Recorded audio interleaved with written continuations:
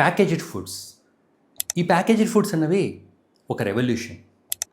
ఇవి మన లైఫ్స్ని చాలా ఈజీ చేసాయి, దాంతోపాటు కూడా కాంప్లికేట్ చేసాయి. మరి కిడ్నీ పేషెంట్స్ కావచ్చు, సికేడి పేషెంట్స్ కావచ్చు, ఎలాంటి రెడీమేడ్ ఫుడ్స్ని అవాయిడ్ చేయాలో తెలుసుకుందాం.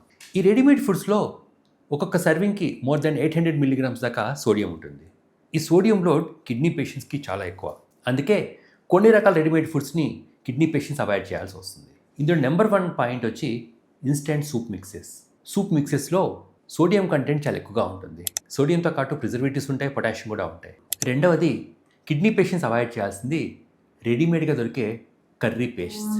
ఈ కర్రీ పేస్ట్లో కూడా ఫాస్ఫరస్ కావచ్చు, ప్రిజర్వేటివ్స్ కావచ్చు చాలా ఎక్కువగా ఉంటాయి. నమ్కీన్ కావచ్చు, చిప్స్ కావచ్చు, లేక రెడీమేడ్గా దొరికే కారా కావచ్చు, వీటిలో కూడా ట్రాన్స్ ఫ్యాట్స్ ఎక్కువగా ఉంటాయి, సోడియం కూడా ఎక్కువగా ఉంటుంది. కిడ్నీ పేషెంట్ నెక్స్ట్ అవాయిడ్ చేయాల్సింది టమోటా కెచప్ కావచ్చు, లేక సాయ్ సాస్ కావచ్చు.